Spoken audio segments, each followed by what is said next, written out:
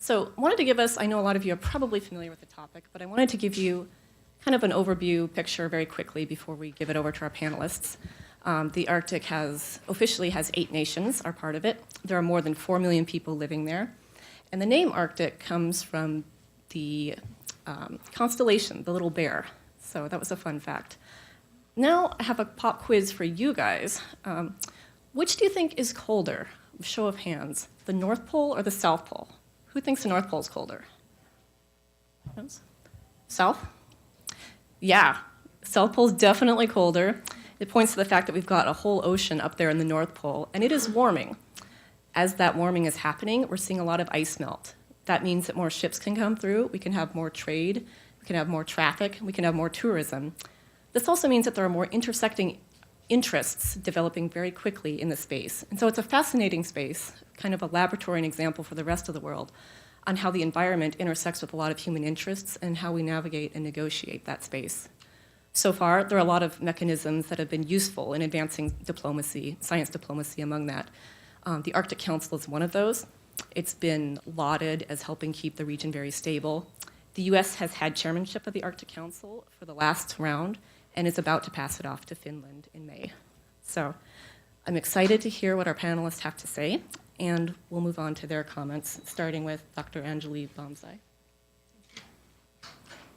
I had a lot of slides, and so I really wanted to use that materials.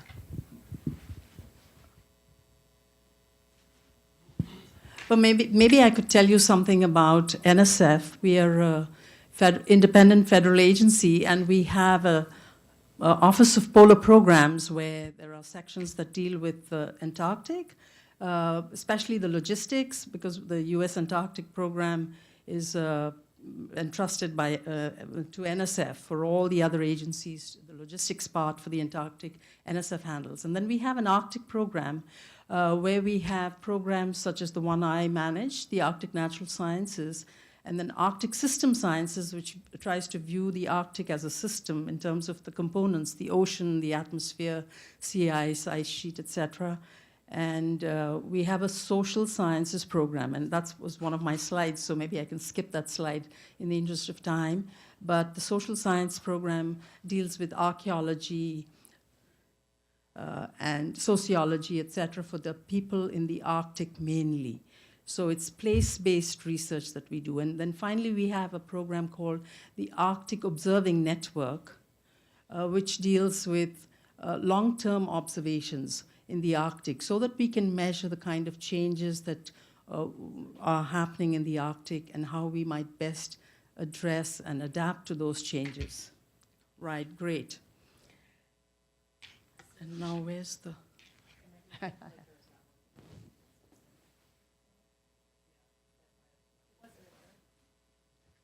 Okay, so what I'm going to talk to you about is scientific collaborations in the Arctic, and I'm going to specifically focus on international collaborations that we have at NSF.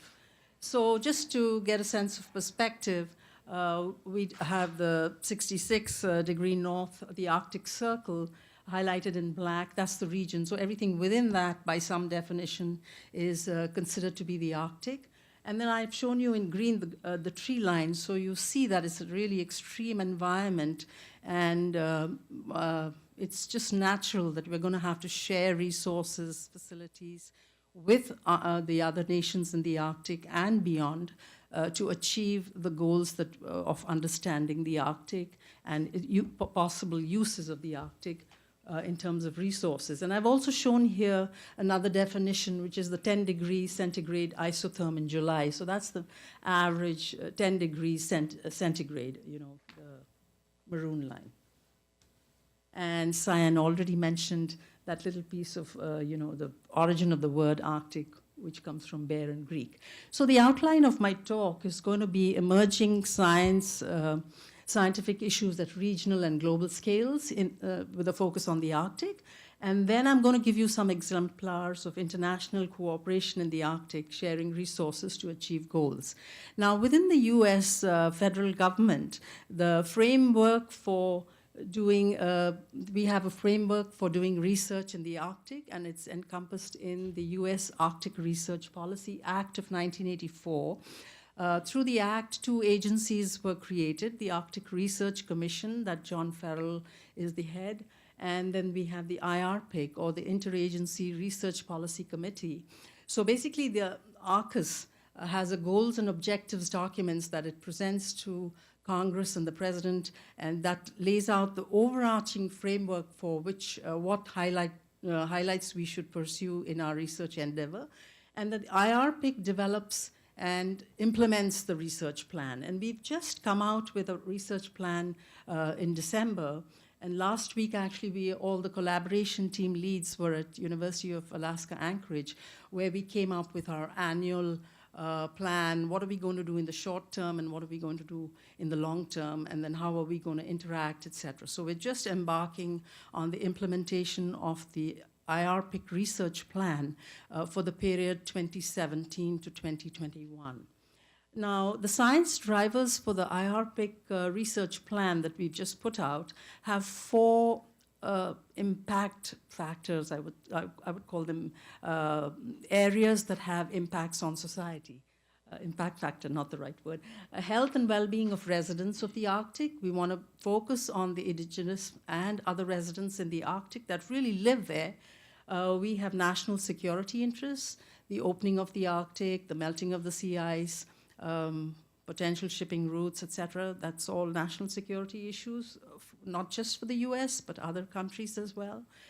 We have responsible stewardship as one of our goals, and then also understanding the role of the Arctic in the global system. So how the Arctic is just one region, how does it interact with the rest of the world, physically and otherwise.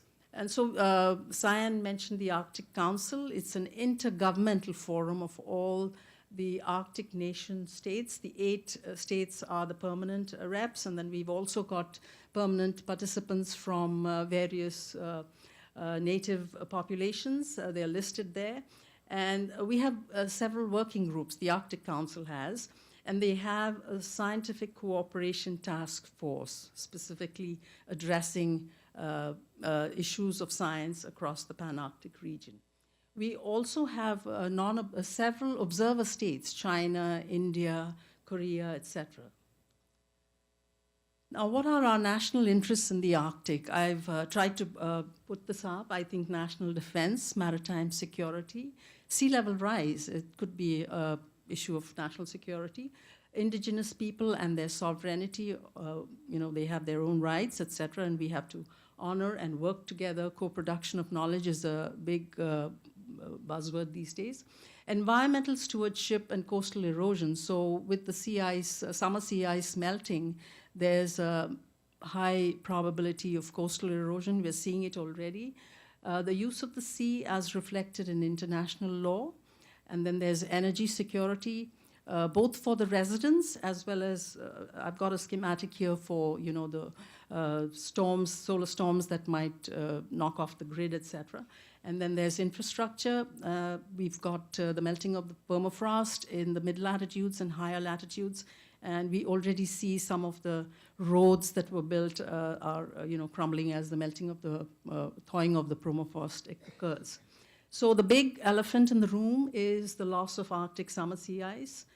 Here's a schematic that shows you the region that was covered in 1980, and then 1998, and then 2012. So we've seen dramatic decrease in summer sea ice, and the plot there shows the extent in September for the period 1975 to 2015.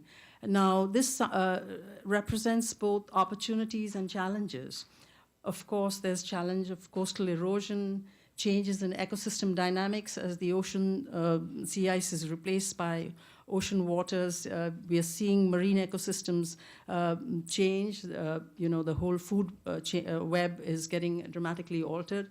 And there's also potential for new shipping routes. In the very long-term outlook would be the Northwest Passage opening up. And we saw already in 2014, for the first time, a cargo vessel went through the Northwest Passage without an escort of an icebreaker. So we're seeing it happen. The route that connects East Asia and the markets of Europe, say San Francisco to Rotterdam, is 40% shorter through the Northwest Passage than it is through the Panama Canal. So, there's business opportunities there, and however, all issues haven't been sorted out. I think it's the reason I say I think it's a very long-term outlook is because insurance companies do not yet endorse on a routine basis to insure the ships that pass through. And there are also seasonal limitations.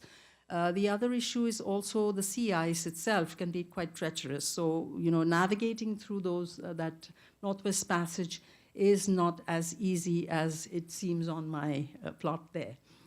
So, and also the feasibility given the price of oil. We've seen Shell pull out. You must have read about that last year.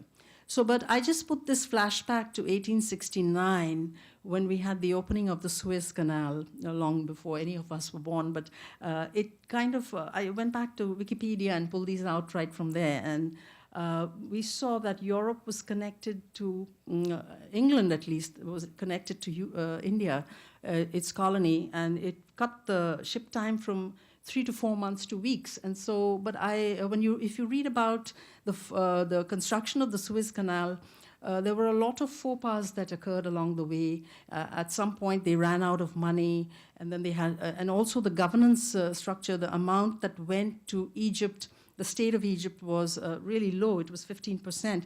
And so the state ran out of money, and then there was a bailout and all that. So Suez Canal company stepped in. So I think we really have to think through these things strategically and long-term in partnership with other countries, I might add, because there will be fueling stations if that happens, and infrastructure would have to be built, etc. Now, coming back a little bit to the NSF-wide Arctic research portfolio that I said I would kind of focus on, we have very diverse set of topics. So we deal with the Arctic Ocean sea ice, we deal with terrestrial ecosystems, paleoclimate, Arctic social sciences that I mentioned, sustainability and engineering science, continental structure and evolution, geospace, Arctic education, so the gamut.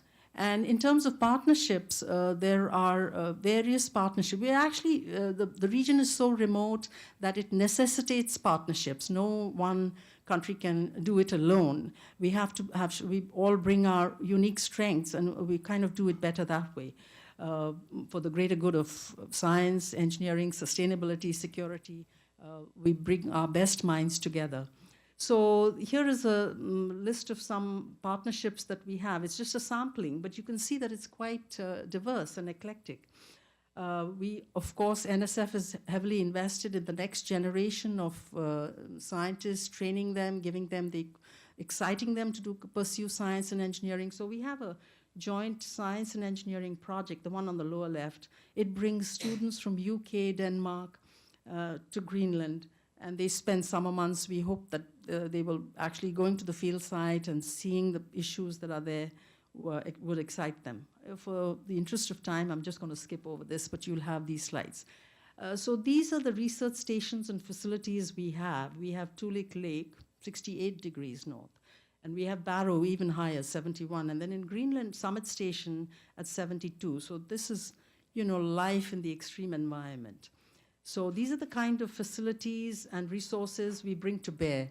UAVs and planes. We have our own icebreaker, but we also sometimes share with other countries. And here's a schematic of all the projects that we've had for the period 2004 to 2014.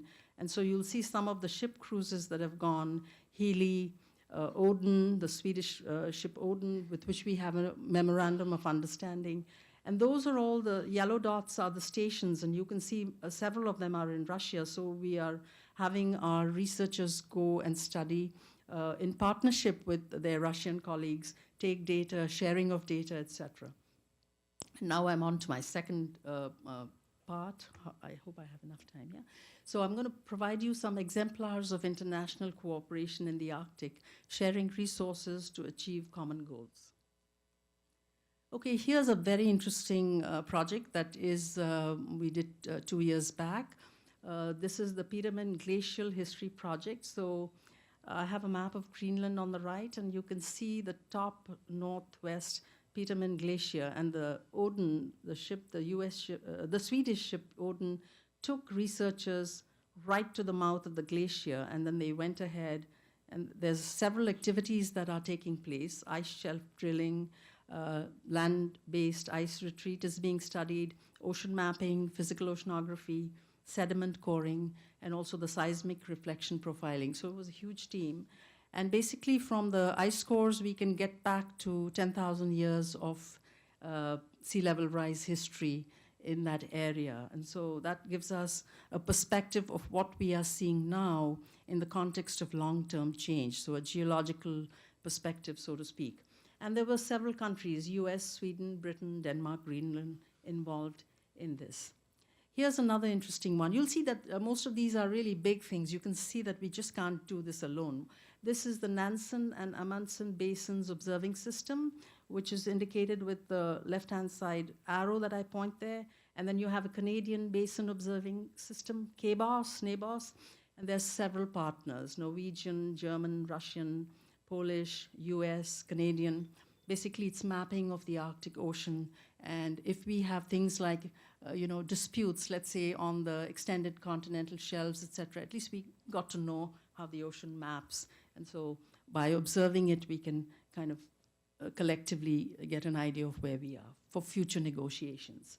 I had a slide on the Arctic Social Sciences Program because it just is so diverse. It encompasses anthropology, archaeology, economics, geography, linguistics, political science, psychology, science and technology studies, sociology, co-production of knowledge with the indigenous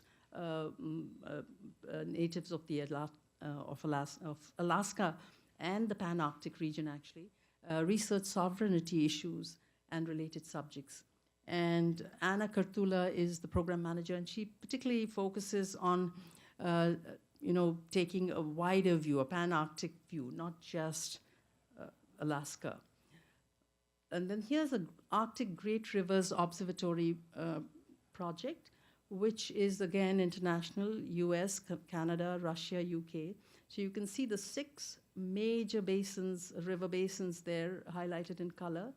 And the river discharge into the Arctic is being measured, and it gives insights into changes taking place on land. Now, the Russian river discharge records date back to the 1930s. So through this collaborative work, the entire community, the international research community, is getting access to the Russian data as well. And it also builds on a previous effort that we had there. So we hopefully get a long-term time series of what's happening in that region.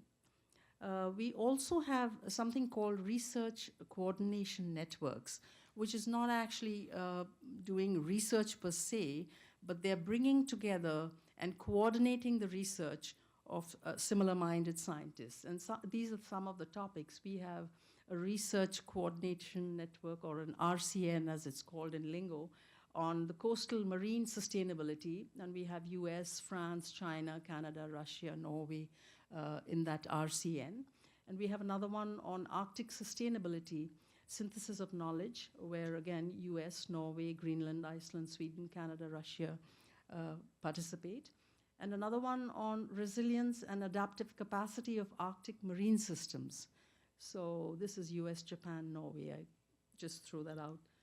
So my closing thoughts, I think that the Arctic is a really unique region with implications for national security, and scientific collaborations across boundaries enable sharing of data, facilities, and ideas.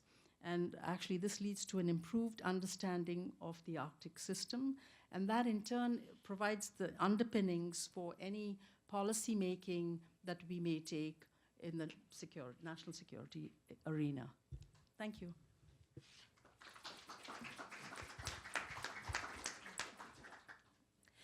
Thank you so much, Anjali. And we turn now to hear about security from Seth Andre Myers from the Arctic Institute. Hi there. Can everyone hear me in the back? Good? All right.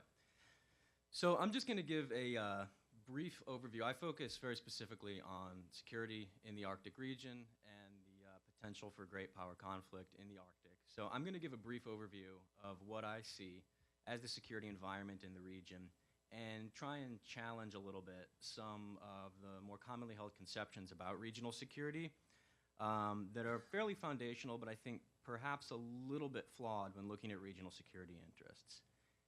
There tend to be two narratives when it comes to security in the Arctic, and they seem to vacillate to the extremes. On the one hand, you've got this notion of the quote-unquote new Cold War, right? That there's going to be some sort of fight over Arctic resources, oil, gas, that contested or undelineated borders are going to cause conflict. This narrative comes mostly from the press, less from the scholarly community. I mean, it's a built-in soundbite, right? So who can blame them? But most scholars reject the notion that fighting over the Arctic is at all likely in the near to medium term.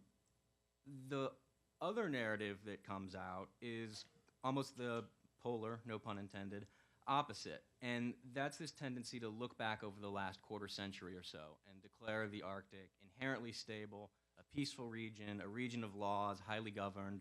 The soundbite there is high north, low tension. And I think that both of these are flawed. And the reason is that, if there's one thing to take away from my presentation today, one point that I really want to make, it's that when you're looking at at regional security in the Arctic, you cannot just look intra-regionally, but you have to look extra-regionally as well. You have to look at what's going on elsewhere in the world. Now, as I said, there's this tendency to look back over recent history and declare the Arctic peaceful, well-governed, et cetera, et cetera. But the last 25 years have really been abnormally peaceful when it comes to great power competition compared to most of history. You really have to go back to the period between the Crimean War and the First World War to find a similar period of great power cooperation and a lack of conflict between great powers. And the Arctic really just reflects that. And that, I contend, is the crux of the Arctic security environment. It tends to reflect what's going on in the international system vis-a-vis great power politics. I'm not going to get into irregular warfare, guerrilla warfare, terrorism. That obviously doesn't affect the Arctic happily, so we don't really need to worry about that. But if we look back throughout history, we tend to see that what was going on in the rest of the world was usually going on in the Arctic. If we just start 100 years ago, 1917, what was going on in the world was World War I, was devouring Europe. In the Arctic, the United States was landing Marines in Murmansk to try and put down the Bolshevik side of the Russian Civil War. Fast forward 20 years, the Nazi war machine is rolling across Europe, seemingly unstoppable. Both the fact of the war and the tide of the war were again reflected in the Norwegian Arctic. 1940 saw the Norwegian town of Buda absolutely devastated by the Luftwaffe. 3 years later, the Nazi advance had been stopped. The USSR had won decisive victories at Stalingrad, at Kursk. The German advances were beginning to be rolled back.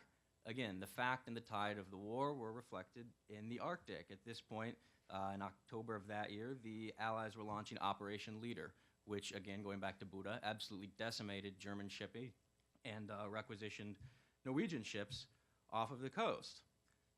Throughout World War II, the Arctic was being used for Arctic convoys to resupply the USSR after Germany launched Operation Barbarossa, and the Allies found themselves with the USSR as an ally. This continued in the Cold War. During the Cold War, US and Soviet subs were playing cat and mouse under the Arctic sea ice, trying to find optimal launch points for SLBMs, feel each other out. Going back to my favorite little Norwegian town of Buda, NATO was running U-2 missions out of Buda Air Base. The famous 1960 U-2 incident in which did this just turn off? No, there we go. In which the USSR shot down a NATO U-2. That plane was launched out of Buda Air Base. In the Canadian Arctic, we were seeing the construction of the Distant Early Warning Line.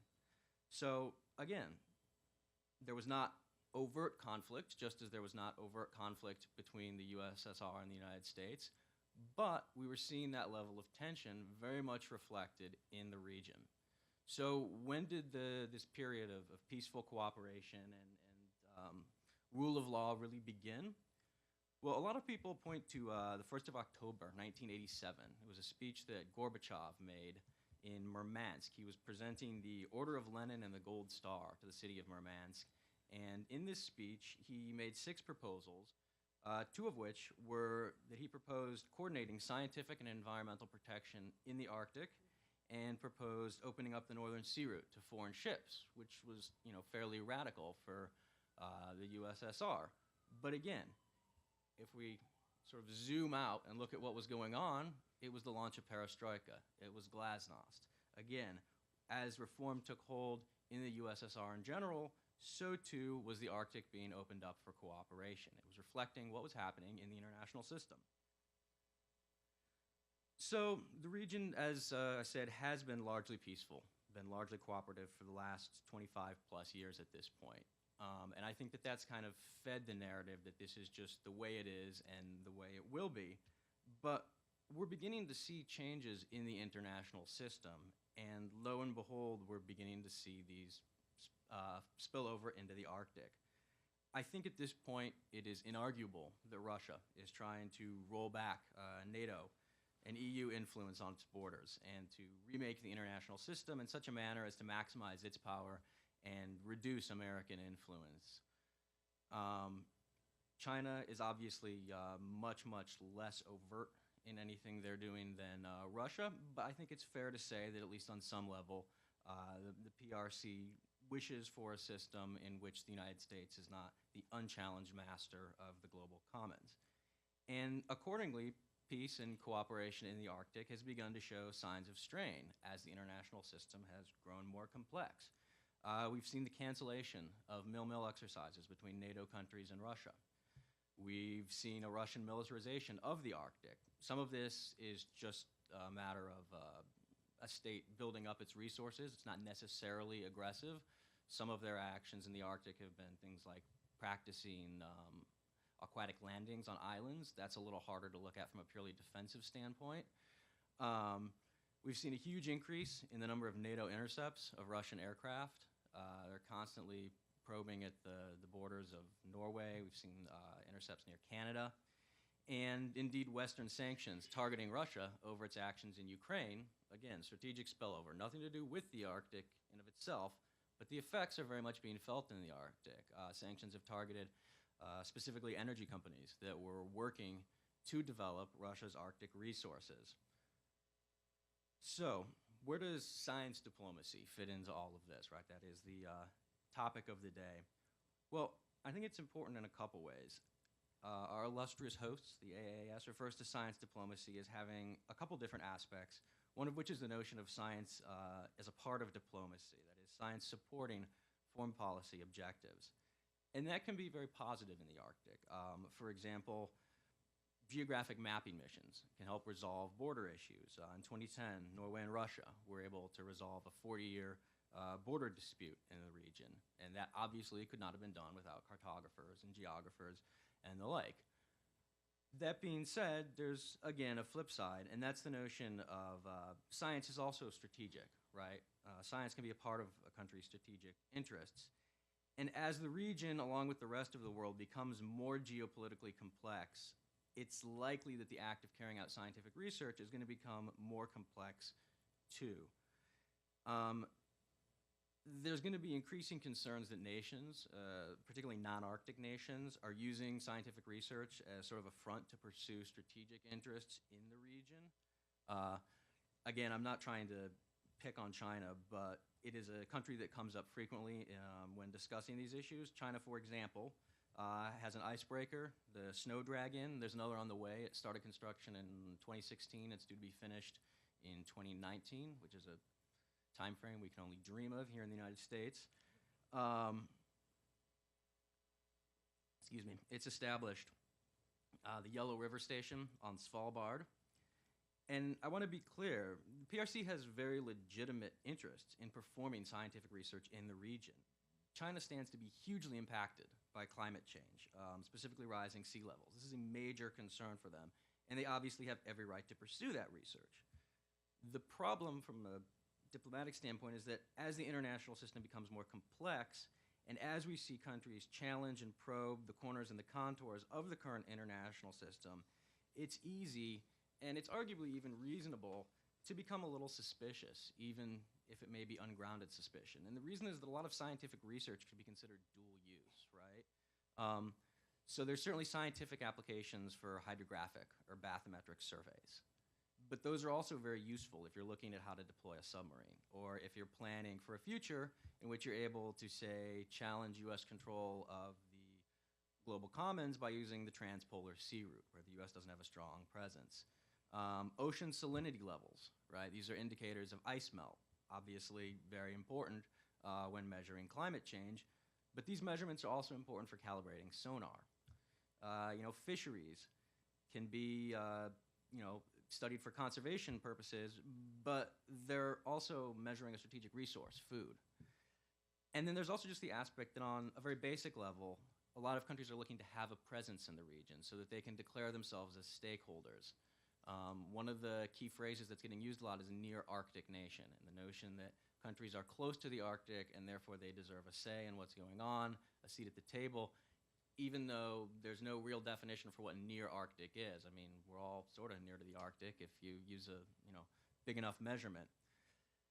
And then finally, just to briefly touch upon this, because I think I'm nearing the end of my time, but another aspect of science diplomacy is the notion of using scientific cooperation to improve diplomatic ties and relations. And I want to just briefly touch on that to try and end on a positive and a hopeful note, because I think that, and this is particularly important right now, science provides a way forward when more traditional geopolitical avenues seem blocked or hopeless.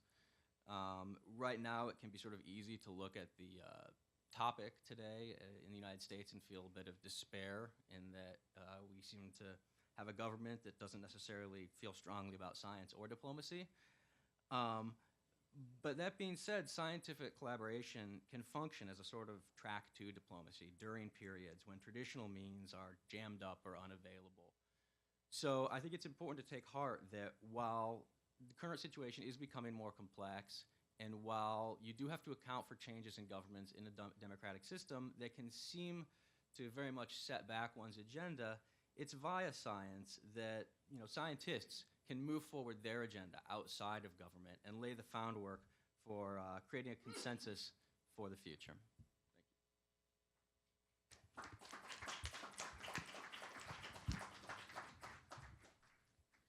Thank you so much. We'll now conclude with Sherry Goodman, who is with the Polar Initiative, Environmental Change and Security Program, and Global Women's Leadership Initiative at the Wilson Center. Great. Well, thank you, Sion, and thank you to my fellow panelists. I just want to congratulate both of them. It was a great scientific tour de force there from NSF. And Seth, I want to commend you. That's a very nice historical perspective. I see your history degree has served you well, and you've also given us some things to think about. Okay, so I'm going to give you a bit of a related framework to think about science diplomacy in the Arctic. I'm going to first tell you about my own experience conducting science-supported diplomacy in the Arctic. Then I'm going to share with you the top lines from the recent Council on Foreign Relations Arctic Task Force just released last week, on which I served. And finally, I'll share with you briefly my own observations on the types of science diplomacy that are relevant in the Arctic today, building on comments that Seth has made. So I agree we need to think about the science diplomacy and the Arctic in particular as a reflection of global strategic and global political changes. And we have been blessed by living through the last quarter century of mostly peaceful cooperation, particularly in the Arctic, but reflected in other areas as well. I took note when Seth observed that Gorbachev in 1987 began an initiative talking about science in the Arctic, and it was that year that I first I came to Washington after graduate school and worked on the Senate Armed Services Committee. for the then chairman, Senator Sam Nunn, at a time when committees like Armed Services didn't pay any attention to the environment or the Arctic, except to fund nuclear submarines that went up there.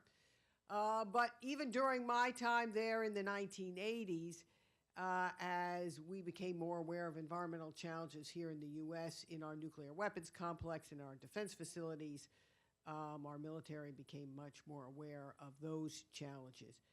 In the 1990s, when I served for 8 years in the Department of Defense as the Deputy Undersecretary of Defense for Environmental Security, one of my major projects at the direction of the Secretary of Defense of the U.S. and the initiative of the Minister of Defense of Norway was to engage the Russians in a program called Arctic Military Environmental Cooperation.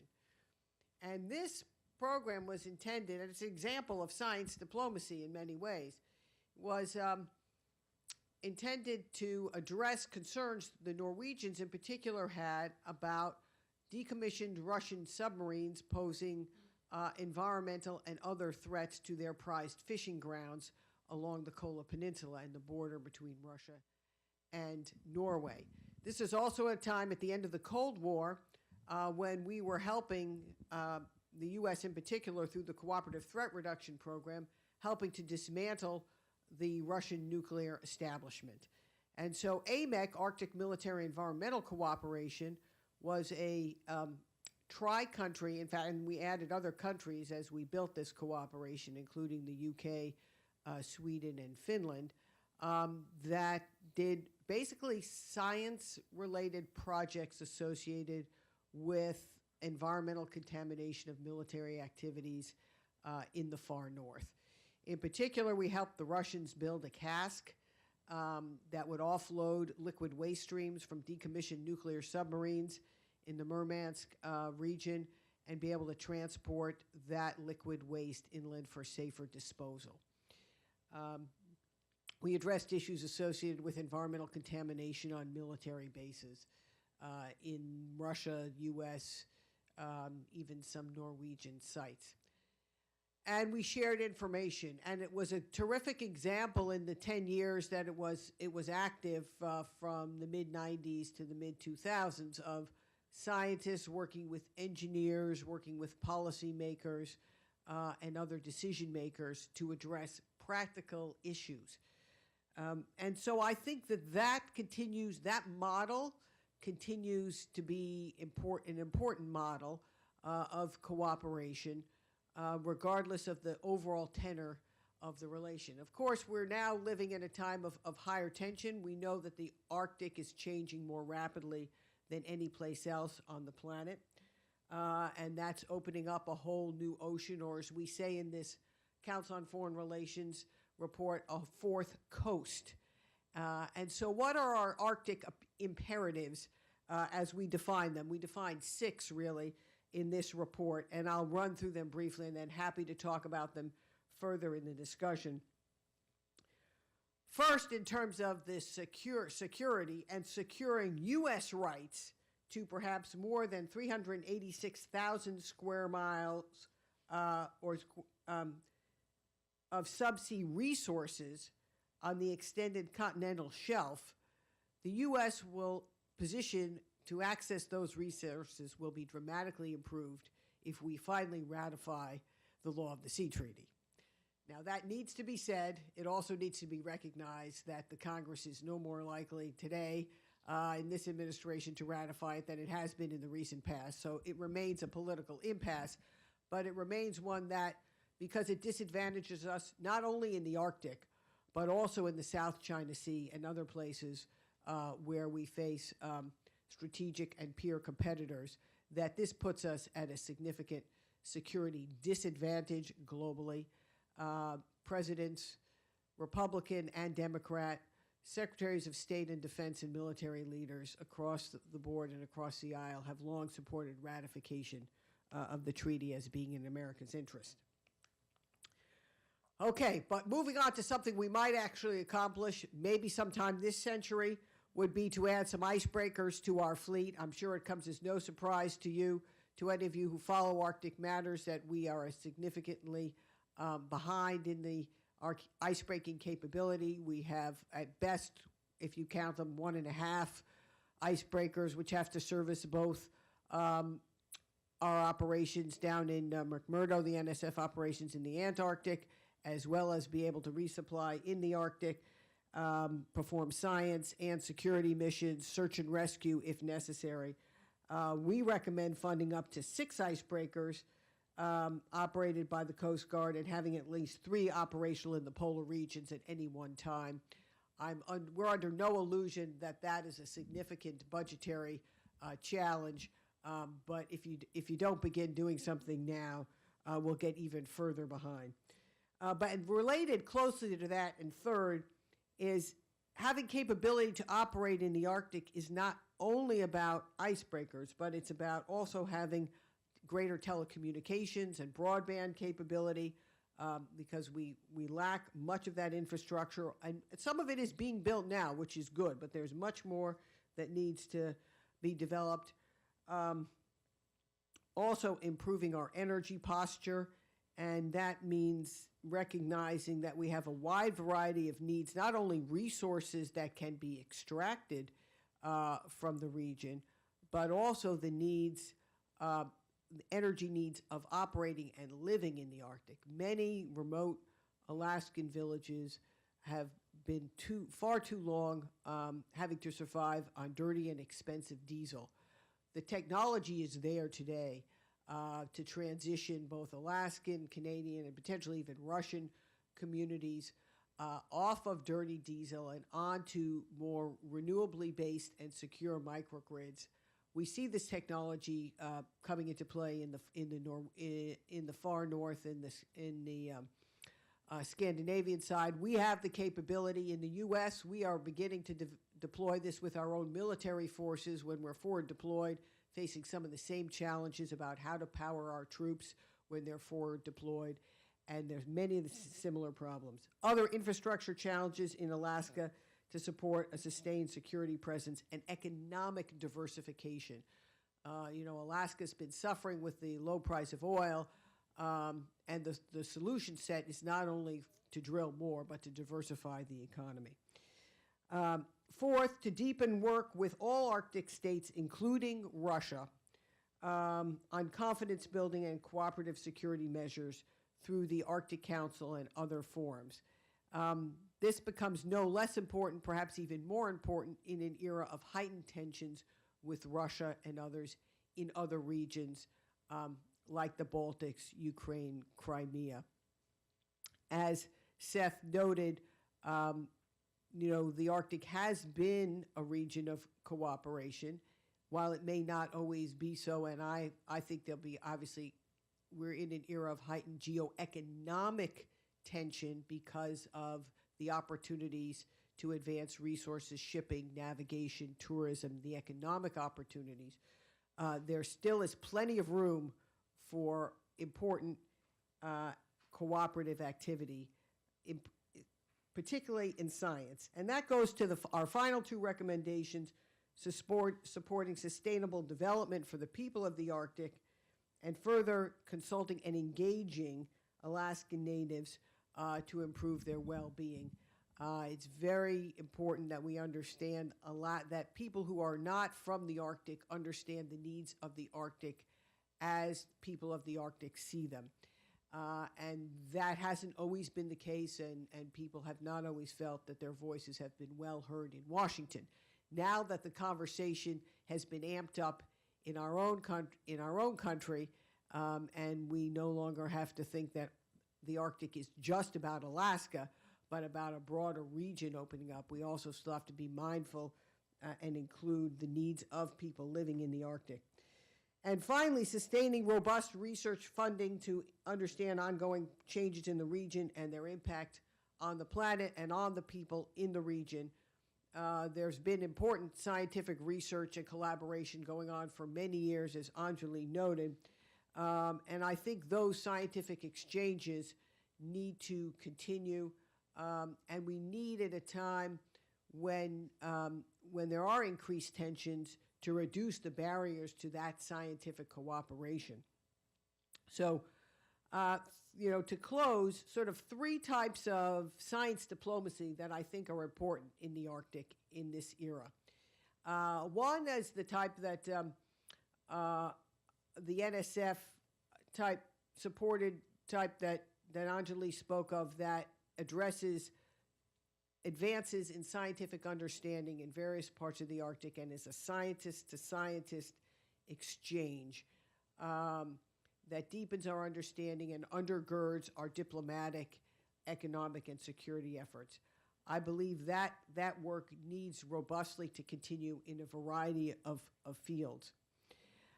We also are in an era where science supports some of our most strategic foreign policy objectives, and I'll just give you two examples from our recent own American history. Think about the science that undergirded the Iran nuclear negotiations. In many ways, Secretary of Energy Ernie Moniz, as a scientist, was central to that negotiation. And I think that will continue to be true in the modern era. And also take the Paris agreements. None of those agreements on climate change, of course, would have happened without our understanding of the science, but the science is also essential to it. That said, I think, the Arctic Council does not undertake that type of global negotiating capacity. It doesn't have that type of governance legal structure. But if one begins to think about a vision of the Arctic in the future and further collaboration, when we can see opportunities further for using the science to undergird important objectives. But finally, and I'll close on what I think are going to be the opportunities now for science diplomacy in the Arctic in an era where, as Seth noted, not necessarily a lot of support for either diplomacy or science at the federal level in Washington right now, but there is a lot of activity at the subnational and sub-regional level. And at the Wilson Center, we have a new polar initiative, and this week, which is headed by a terrific colleague of mine, Mike Zafrega, who's come to us from the University of Alaska at Fairbanks, and many of you probably know him, and the work of UAF in this region has been very dynamic. But we held a forum this week called the North American Arctic Building a Vision for Regional Collaboration. And this is an example of subnational collaboration. We had in this convening governmental representatives from 3 Canadian provinces, the Yukon, Northwest Territories, and Nunavut, as well as from Greenland and from Alaska. So we had official government representatives, we had scientists, policymakers, researchers, all in both a type of track 2 discussion about common needs of these 3 countries, the 3 countries at a subnational level, and opportunities for cooperation on everything from energy to telecommunications to transportation to infrastructure. And I'd say, just as we have found in the most recent decade on climate change, that much of the real action on cooperation and advancing occurs among our own states, working with either countries or at the subnational level with other countries. A lot of the leadership and initiative in the Arctic region now could well be occurring at this subnational level, and there is very much an important need for science and scientific engagement to support that level of interaction and cooperation as well. And I'm very pleased to be with you all here this morning, and those of you who are getting started in your careers, I hope you will think about continuing a career where your scientific research has a diplomatic component. Thank you.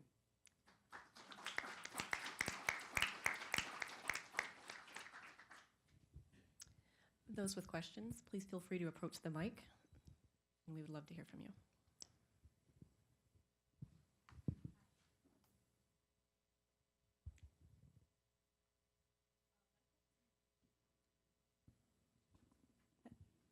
My question is unsurprisingly concerning U.S.-Russia relations.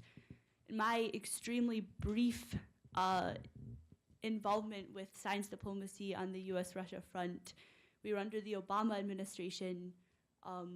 The landscape there had a lot of rough spots, but cooperation and scientific research in the Arctic was sort of a bright spot in that arena. And I'm wondering, given our new presidential administration, sort of number one, it's been a great source of national excitement that the presidential relationship with Russia may have undergone a reversal. Number two, I think it's safe to say that neither Donald Trump nor Vladimir Putin are soft power guys. As you said, maybe science and diplomacy are both going to not have the focus now. How do you see that affecting the US-Russia collaborations in the Arctic, whether it's going to expand, contract, maybe shift in a direction from science more towards a national security focus? Sort of what are your prognoses for that cooperation under our new presidential administration?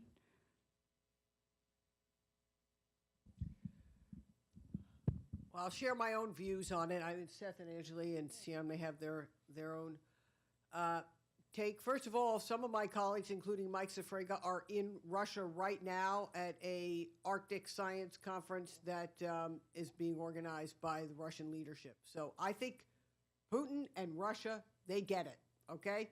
They know that however strategic their objectives are in terms of their expanding presence in the Arctic. Recognize they have the longest Arctic coastline, so they've always thought of themselves as an Arctic nation. Russia's identity is deeply connected to the Arctic in a way that, America's has not historically been. And much more of their GDP is connected to the Arctic, both in energy, transportation. One could see the Northern Sea Route as a vast toll road for Russian shipping in the future.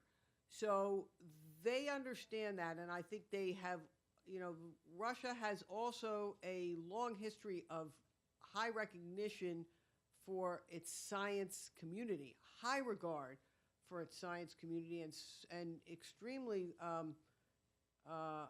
vast and deep scientific resources. I think they see that as part of their hard security. I think Putin gets that. Now, in the U.S., it's a little bit unclear at this point. It's sort of very unclear. But what I will say is that we are blessed to have congressional leaders like Senator Murkowski and the Alaska delegation now. Senator Murkowski continues in a tradition of senior senators from Alaska who understand not only the needs of Alaska, of course, but also the science, the security, the cooperation that's necessary for it. She was at the Wilson Center earlier this week, spoke very eloquently about the need to continue supporting scientific research in the Arctic, continuing to support a vast array of needs in the Arctic and in Alaska. And I think her voice and that of Senator Sullivan and many other members of Congress now have joined the new Senate Arctic Caucus. Senator King is co-chair, so there are and when we talk about building icebreakers, also remember that if we build an icebreaker in the U.S., it's not going to be built in Alaska. It's going to be built somewhere, most likely in a southern state, and some shipyard and some, in the Gulf or Atlantic coast region will have that opportunity. So that's another dimension of growing the sort of economic needs of America with respect to Alaska and our Arctic. I'll just speak from the scientific perspective. So as of now, we have programs at NSF, including international, and I want to do a shout out to Mangala there. She's from the international programs at NSF, managing the Nordic, some of the work going on in the Nordic countries. And so we try and fund the best science for the American taxpayer. And we base our funding decisions on basically the intellectual merit of the work and the broader impacts of the work. And so if researchers from academic institutions in the US come to us with collaborative work with other researchers in Russia or any other country in the world, not necessarily even the Arctic 8, it could be Korea that's interested in work in the Arctic, we do our best to give that proposal or that project or a collection of projects sometimes a fair shake in the merit review process. And we hope that we work in track 2, as has been alluded earlier, and we keep on building partnerships on the scientific level, PI to PI, or perhaps sometimes on a more aggregated level, workshops between countries, MOUs. I mentioned the research vessel Odin going to the mouth of the Petermann Glacier, and that was possible because we had a workshop in 2015 that brought the Swedes and the US scientists and said, what can we do? And then we entertained proposals that reviewed well, and then we kind of had a funding mechanism by which we shared the facility costs of taking the ship there. So we hope to continue to work in that mode, given whatever budgets are appropriated by Congress for that purpose. I mean, Thank yes. you. Oh, sorry. Just briefly, this is sort of the point that I was trying, rather ineloquently, admittedly, to make with my final point, which is that, yes, you can look at the U.S.-Russia relationship and say, okay, in the last administration, we had all the desire in the world to do this kind of collaborative research, but the personal relationship was a nightmare. It wasn't there diplomatically. Now we've got a personal relationship that, well, there's going to be apparently a congressional inquiry into how close it is. But there's sort of a lack of interest maybe in the science side. But I think sort of the beauty of the scientific community and of science diplomacy is that it, as you know, my colleagues have alluded to, can just kind of continue to truck along despite all the noise that's happening, you know, from the policymakers and from the politicians. It's you know, they're able to just continue working despite it a lot of the times. Hi, my name is Mary Kavanaugh from the European Union delegation here in Washington, D.C. And I'd just like to make 2 points. The first is that last year the European Union announced a 40 million euro investment in 4 big Arctic research projects to develop an integrated international observation system in the Arctic. And it, of course, is being funded through our big Horizon 2020 funding program, which is open to the world. And indeed, these big projects have already attracted collaborators from across the globe, including the United States, including Russia, China, South Korea, and Canada. But something that I have missed, and perhaps I missed that somebody spoke about it, but I've been here since the beginning. 6 months ago, the White House organized the White House Science Ministerial on the Arctic. And it was a ministerial which attracted, of course, the Arctic countries, but 14 additional countries, plus the European Union and the indigenous peoples. And that Arctic ministerial came out with they signed an agreement between them of how they intended to proceed to continue to work together on science and research in the Arctic. And there were 4 main things. One is, of course, to identify what are the scientific challenges in the Arctic and how they impact the regional resilience. Another is Arctic observation generally, where the EU is particularly implicated, as I previously mentioned. And using scientific understanding to build resilience of the native populations in this area. So it comes back a little bit to it's a combination of the social sciences and perhaps the physical sciences. And finally, a very interesting thing, which I want to reflect back to the previous session where somebody talked about societal engagement in the Sustainable Development Goals, but this Science Ministerial also drew attention to the importance of societal engagement in the Arctic. And the way that it is planned to do it is through education and using the Arctic as an example throughout the world in schools to develop some kind of a curriculum perhaps, which can be taught to children throughout the world about the Arctic and using Arctic science as a way of teaching and helping to understand science, but also the environment. So thank you. Mary, thank you very much for raising that. I agree that the White House Arctic Science Ministerial was very much a hallmark of scientific collaboration and science diplomacy. John Holdren, President Obama's science advisor, along with Mark Brzezinski, who chaired the Arctic Executive Steering Committee, co-led that effort very successfully. It highlighted a great deal of collaboration and significant advances in this area. And thank you also for pointing to the importance of sort of resilience across communities in the Arctic and as a sort of watchword for further engagement and development. I mean, all of those elements continue to be important and I think undergird a lot of the efforts going on in the Arctic today. Chuck Weiss, AAAS, retired from Georgetown School of Foreign Service. Several speakers expressed the hope or the expectation that scientific cooperation in the Arctic would lead to a extra channel of communication. And I wonder if there's signs that this is actually happening or whether people just stick to their science and do their immediate work.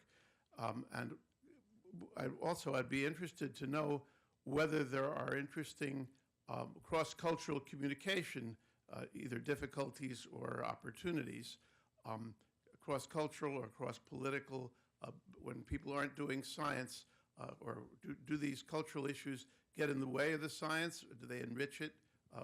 How would you describe the non-scientific communication on these missions? Thank you.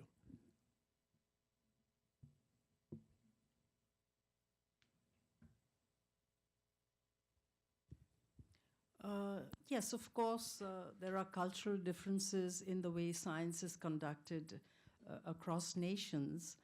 And it's very similar in a way to within a discipline, there's a particular terminology and culture. And even if you're collaborating with a scientist in another discipline, and I'll just give you the example of atmosphere, ocean. Let's say, you would think that it's all physical sciences, but the atmospheric scientists, of which I belong to, we think much more global, and because the atmosphere is global, and the oceanographers were going to their own ocean, and they had expertise in their own ocean basin. So even there, we had cultural differences bringing those two communities that might have international participants in them. When we went to a program called Tropical Ocean Global Atmosphere, then became Climate Variability and Change Program. And so even there, we've seen that there are indeed cultural differences that we need to overcome. If you're asking me about a specific example to give in the Arctic, it was interesting for me as a scientist that's been trained in the Western science culture to interact with somebody from the Inuit Circumpolar Council last week. And she presented, Christina Beres, she presented their worldview of how they view the Arctic. And actually it was, a huge diagram, a circular thing, and they had availability, accessibility. Food security was the main thing, the main issue that we heard last week. The IRP collaboration team leaders had met for a retreat, and we heard food security from the native, the residents of Alaska.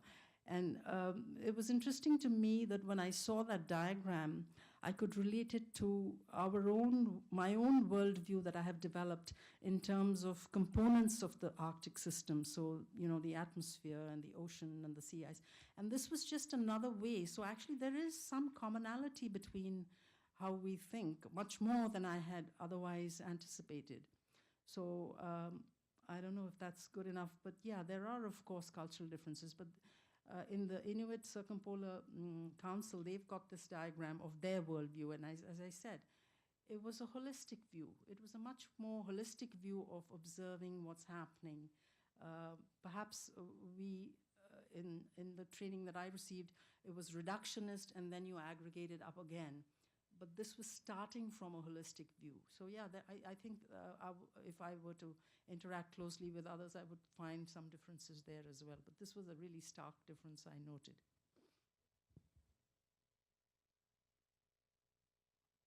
The main cultural challenge I faced in working in the Russian Arctic in the years that I was working there is I needed a designated drinker.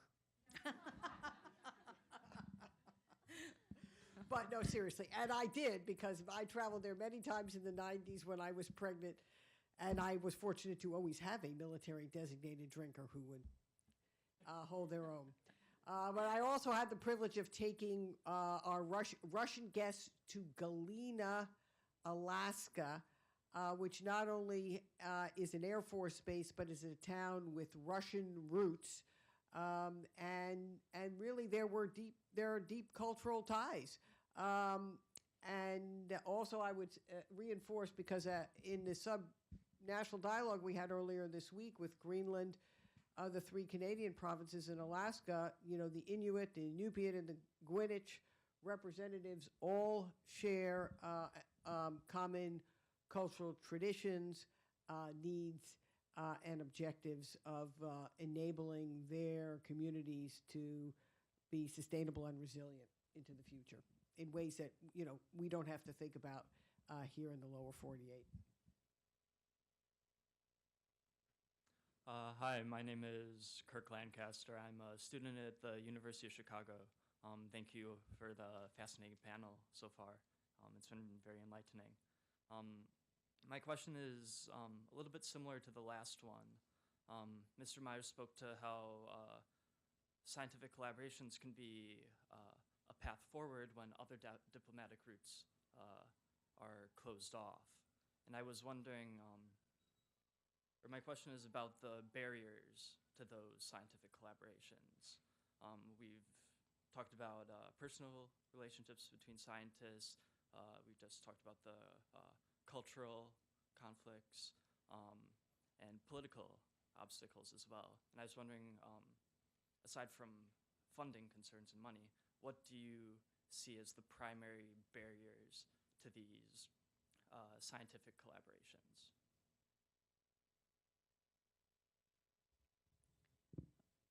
So based on my experience, I think that the role of the governments is to facilitate that cooperation in the least inconvenient way. So the MOUs that we do top down, I think it's like science works, you know, people have work in the weeds to get the science done. But that work needs to be facilitated by a top-down, overarching cooperation between the 2 countries, or 2 or more countries concerned. And so the memorandum of understanding that we really set in place should be clean, easy, and typically we do them for a fixed duration, because science moves, science changes, the needs of the scientific priorities themselves might change. So for example, with the Swedes, we set up the MOU, and it's valid till about 2018, and in which time we will revisit and see whether it was good for both parties concerned. And so I think the other barrier might be if we are too unwieldy in the mechanisms that we set up. And one cannot underestimate the funding mechanism. The way our budgets work, as you know, is the 3 branches, and then we get our annual budgets, whereas in some other countries they get, like, you know, multi-year funding. So they can, we have to live and work to the best of our ability in that uncertainty of, for example, we still don't have our fiscal year 17 budgets. And so it's sometimes if you're interconnected with other parts of the world in those projects, it just makes for a little, you know, uncertainty. So, which can be misunderstood, but that's our system. And that's democracy. What I would say is scientific collaboration won't necessarily lead the diplomatic effort, but it can sustain it if it's already there. And I agree with Anjali that you need the support for just practical things like getting visas and being able to travel, and some of that becomes more difficult in times like this. And so that sustaining existing cooperation becomes ever more important.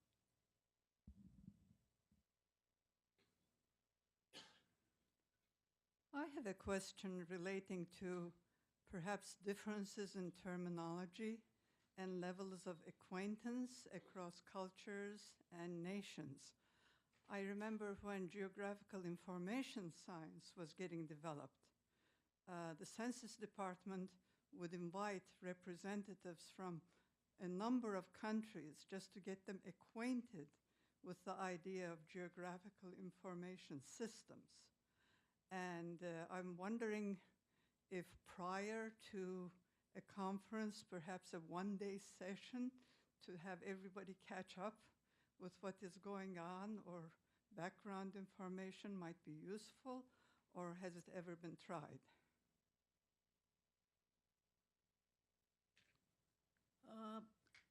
It's not the slide, it's the one before this, so maybe I can get that, I don't know. But I mentioned the research coordination networks that we have at NSF, and these are just gelling, this is activity just to bring different communities, be it international or be it across disciplines, while we are planning for a major activity down the line. So let's say before we had a solicitation on innovations at the nexus of food, energy, water systems.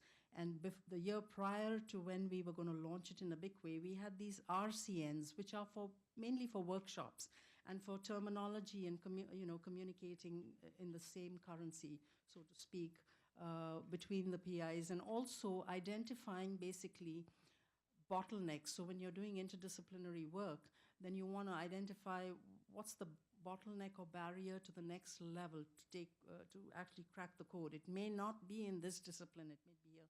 So we had this activity called RCN, and we have those RCNs. I didn't mention the Belmont Forum here. I mean, I didn't mention the Arctic Council, and I didn't mention the Belmont Forum just for lack of time. I thought Cyan would, just be cross with me. But yeah, the Belmont Forum is also a funding mechanism, and those RCNs that I mentioned have been funded through the Belmont Forum. The Belmont Forum is for funding agencies to come together. Program managers such as myself might come together and decide on a priority. And we've had a priority in the Arctic, and some of those projects, yes, they are for breaking down such barriers, the RCNs, for that purpose.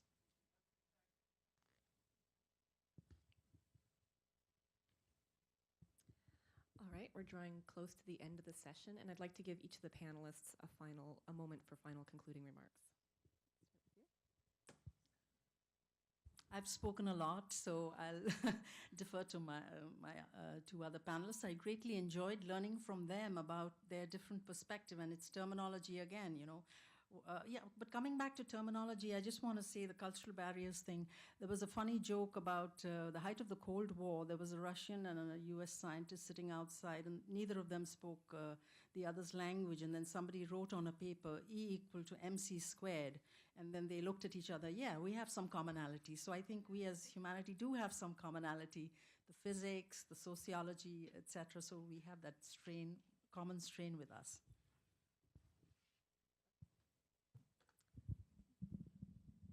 Sure.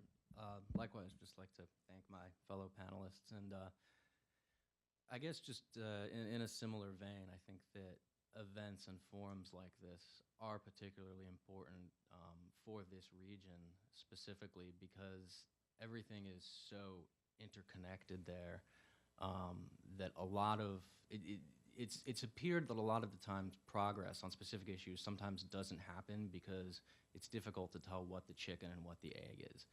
You see investors unwilling to go into some communities in Alaska because there's no infrastructure, but there's no impetus to build infrastructure if there's nothing there that it's servicing.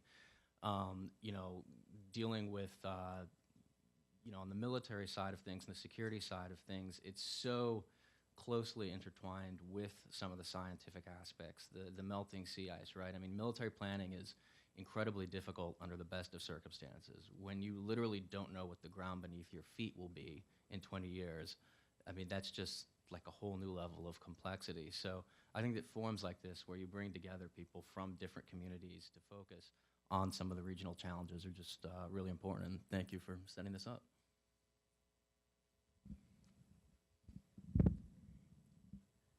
Well, let me also conclude with a thanks to my panelists and the organizers, and you know, a shout out to the AAAS for focusing on science diplomacy, because I agree it's fundamentally important in the age in which we live. I think it, and we need scientists further to and better and more often communicate with diplomats, with policymakers in ways that non-scientists can appreciate and understand. So I think your voices continue to be important. The work continues to be important. It can make a profound difference. And I would say to all of you who are in or want to work in this field, stay the course and continue to pursue the challenge.